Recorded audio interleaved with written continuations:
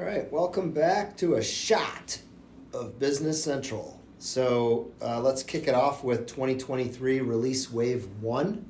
We're sitting right here today, right at the end of April, heading into the beginning of May, and we're starting to see environments get updated to this newest release. Finally. Yeah, so, when they say April, they always push the bounds, push those limits, But this one I've seen more of the stop and where they had to stop implementing and then they had to start. It happened three times maybe this month? Yeah, at least we get all those emails. We're copied on environments. Yeah, they're pausing them. Okay, they're starting it. Yeah. Okay, wait, they're pausing it again. I always joke I'd love to be in the room at Microsoft when they're like, all right, fire up the updates, and then 10 minutes later. Hey, hold the updates. They got the old red Staples button that just says stop. Oh, crap. Crap. It'd be fun.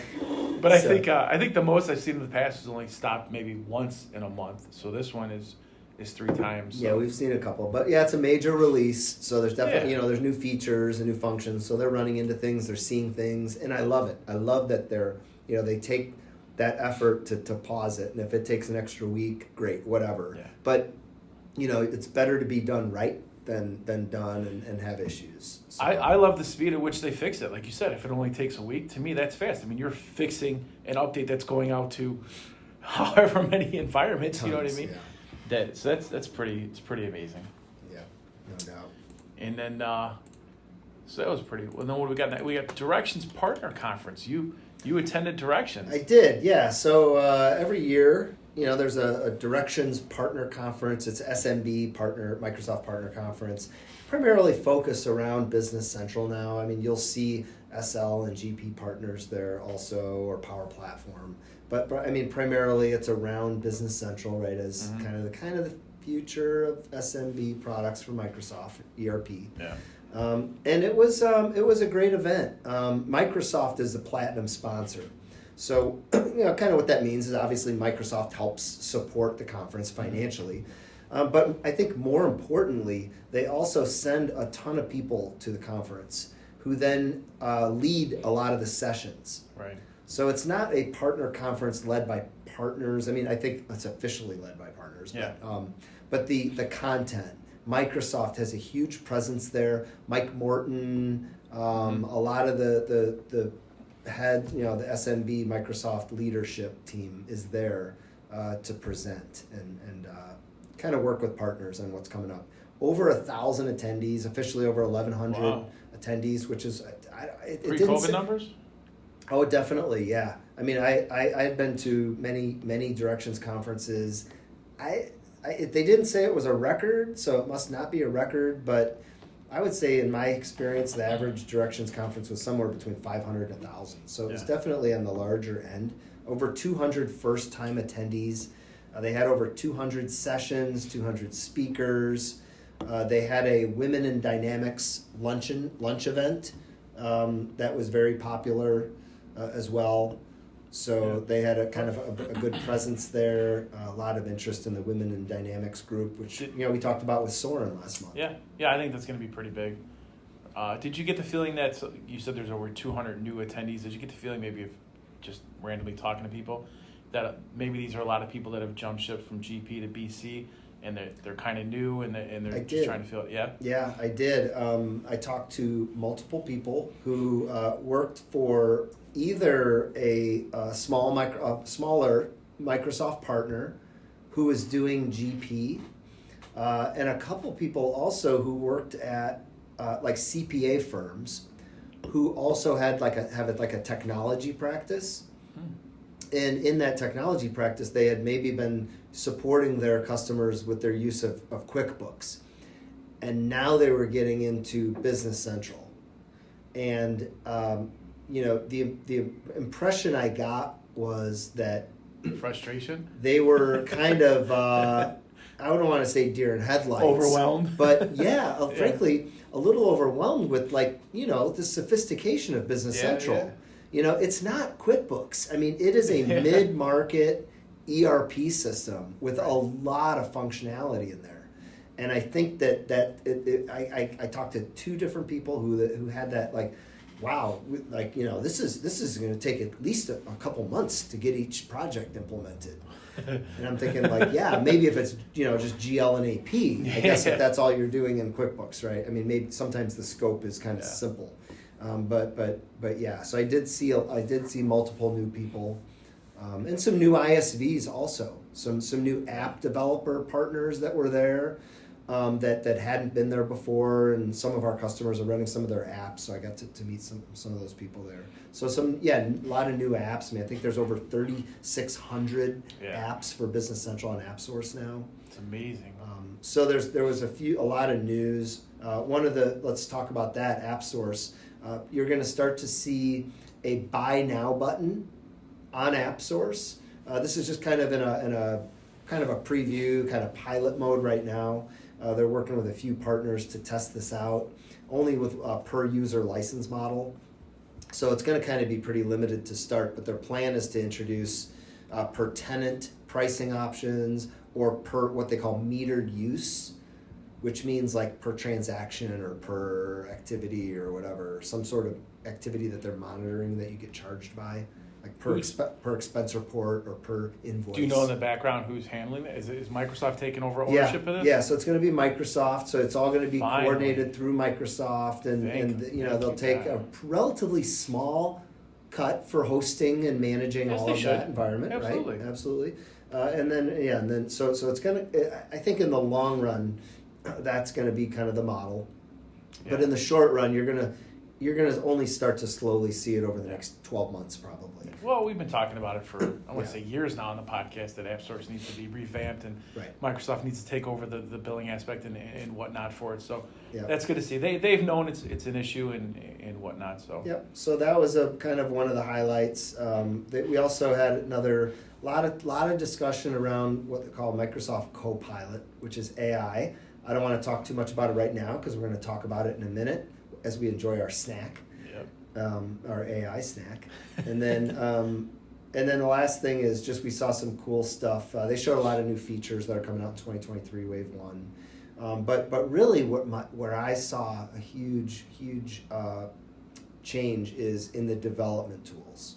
So there's a few huge things that we saw. One is what they call the in-client profiler, which is being able to debug a production environment in real time.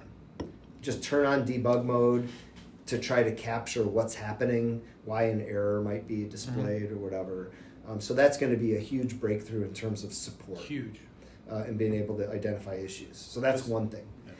Two was what they call the AL Explorer, which is if you came from Nav, you had the old object designer or development environment. The AL Explorer kind of looks like that, where you can see, quote, the objects, the tables, pages, reports, and things in there. Which is pretty cool. There was a thing.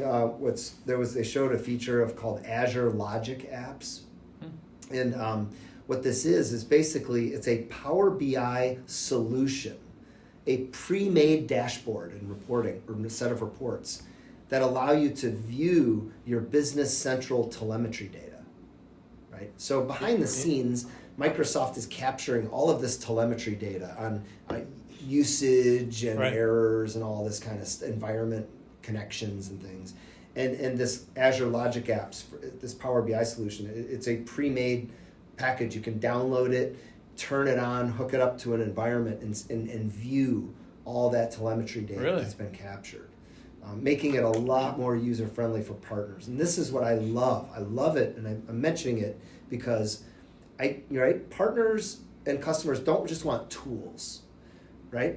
BC is a tool, Power BI is a tool, telemetry is a tool. This is a solution. This is the dashboard that you can use to view it. It's like plug it in and use it. It's a solution. Because sometimes the tools are very complicated. And everyone has to reinvent the wheel every time. So that's what I love about that. And another thing was what they call the Business Central performance testing. And what this allows you to do, if performance is a concern of yours, what you can do is in your Business Central environment, you can install this extension called the BCPT, Business Central Performance Testing. And you can set up, like you can say, okay, hey, I want to pretend like 50 users are opening the customer card page, 20 users are running the inventory valuation report, and 10 users are posting purchase orders. And run it, and it kicks off all these activities, and you can actually monitor and capture the runtime. Wow. On all of these events, and so what that means, you can see, okay, what's this performance look like, and down to the granular level of which events are taking how long, and build like a baseline to say, all right, hey, here's what we were experiencing under this set of circumstances. And then now, oh, hey, in this environment, we're having problems. Let's run that same performance test and see how long things are taking to allow you to identify where's the issue. Problem. And usually it's like glaring, right? Like, look, right here, 90% of the time is taken up by this step, which is caused by this extension. Gotcha. Right? That's pretty cool. So pretty cool stuff. And then the biggest, coolest thing was what they call the GitHub Copilot, which again we're gonna talk about in snack time. AI. So AI, yeah, but GitHub for Visual Studio Code. We'll talk about that in a minute, but that's pretty cool. Ken always sounds so thrilled when you say AI. It's like he's like, yeah, excited, you and your AI, yeah. Now we're gonna hit that pretty hard. So yeah, that was it was a short stint for me. I didn't stay for the whole, wasn't able to stay for the whole conference. But I got down there, met a lot of people. I really enjoed networking and Did any one session stick out for you? I don't know if you had any time to attend sessions or if you were just. One of the sessions, and I didn't talk about this here, was is the new partner certification. They call it partner designations, and there's 6 categories that you can receive a partner designation in, or a badge, what they call a badge. Obviously, for us, as a Business Central partner, we would want to get the business applications badge.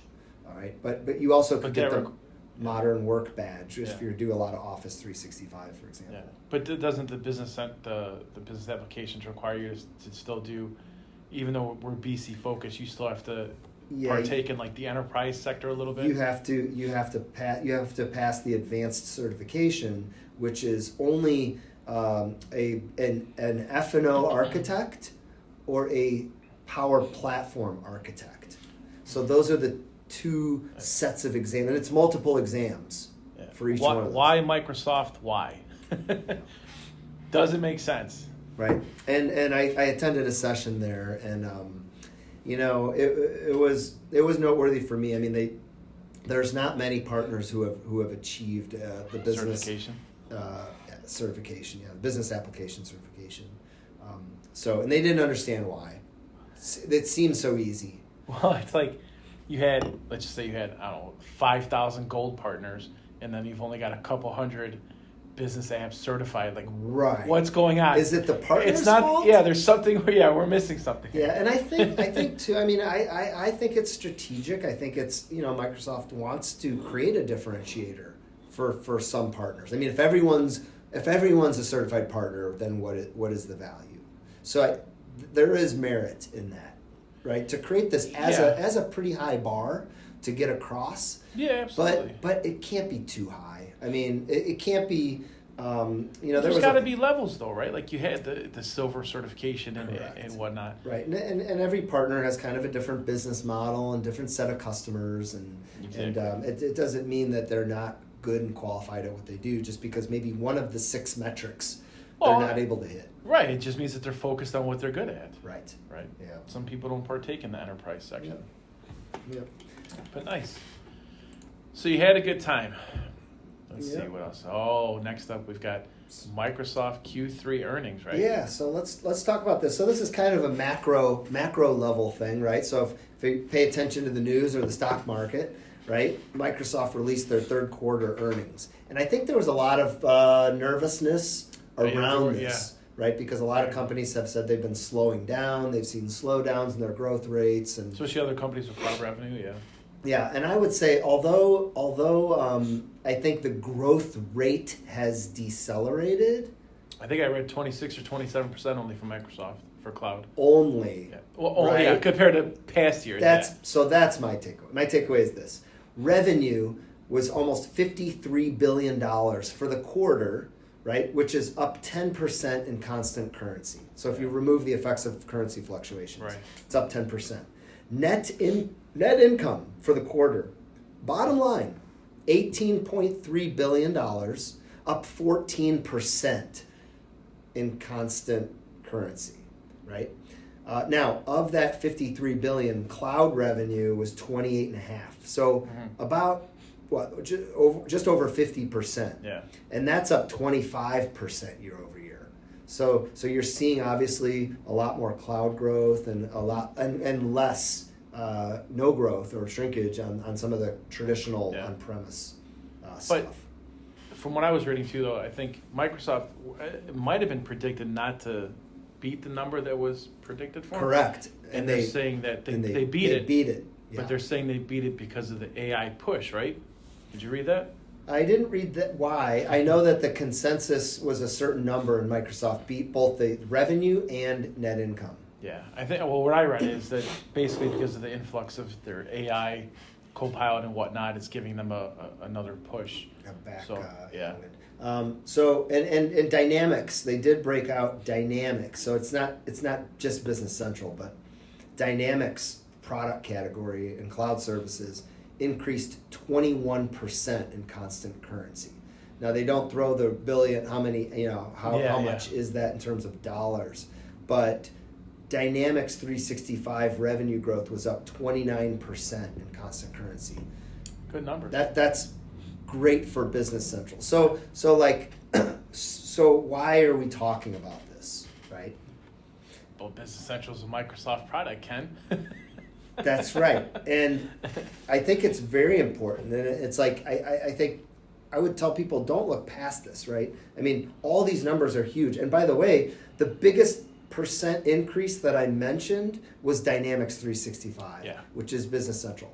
And small and mid-sized businesses, when they go out there and they decide that they're going to implement or upgrade a new ERP system, that is one of the most significant investments and risks that a company is going to make, if you think about it, right? Absolutely. So the point is, those people who have chosen to implement or upgrade to Business Central Online, man, they made a great decision.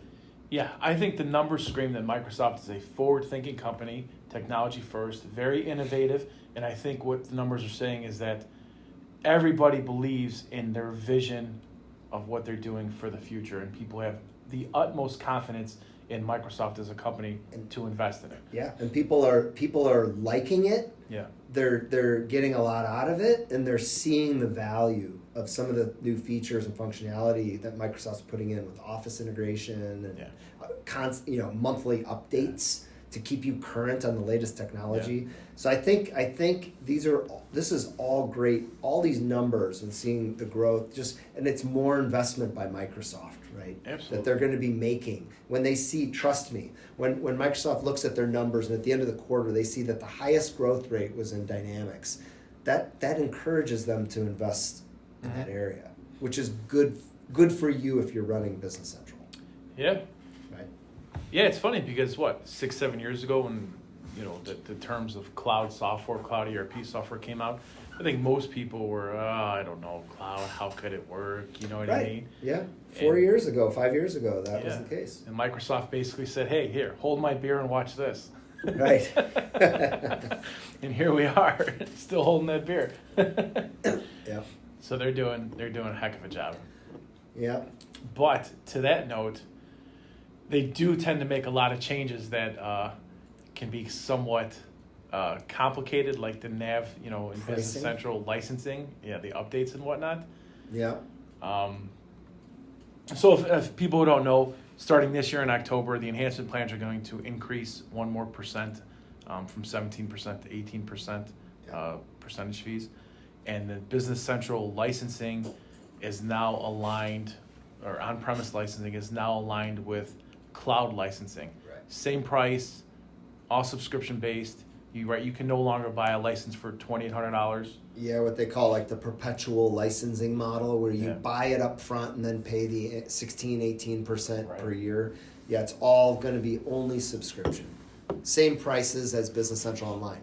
So you can run it on premise if you want to or you need to, but it's all the same subscription price. And I think I speak for Microsoft when I say, why would you want to? Why would you want to run it on Right. premise? It's got to be a need. It has to be a need, either due to no internet availability, maybe some really large integration that you're doing that requires an on-premise server, or maybe you're selling to the U.S. military and you have restrictions on your ability to run in a multi-tenant cloud environment. Here's a question for you. In the past, these sort of things have been like cyclical, right? Where it's cloud, or before it wasn't called cloud, but everybody had to like kind of dial into a certain place. Mm-hmm. Do you think 5-10 years from now, on-premise is going to make a comeback? No. No? You think that's it? Yeah. I don't know. I think so. I think the only way it would have to make a comeback is if there is some sort of crazy cybersecurity risk and everything just goes to hell and people are like, that's it, I'm never going to go cloud again. That's true, yeah. Or for some reason, the price of the cost of purchasing and maintaining an on-premise server for somehow gets so crazy low that there's just no, you don't get that return on your investment, right? But then you'd have to have the ability to update it very easily and integrate with online cloud apps, and so there's a lot of factors. So they're all big ifs. Yeah, I mean it could be, but who knows? I guess we'll have to wait and see. Speaking of online software going away, did you hear about? Or sorry, on premise. Yeah, did I say online? Yeah. Wow, this beer's pretty strong, huh? Yeah, right? Slow down there, big boy. Speaking of on-premise software going away, GP, to me personally, I think the writing's finally on the wall. I mean, Microsoft's been kind of alluding to it in the past, but I think that now they're really saying that, I think it's after 2026? April 1st, 2026. There's not going to be there's not going to be any more updates to it? You will not be able to, new customers will not be able to purchase GP. Yeah. So if you haven't purchased Great GP by April 1st, 2026, you will not be able to purchase it.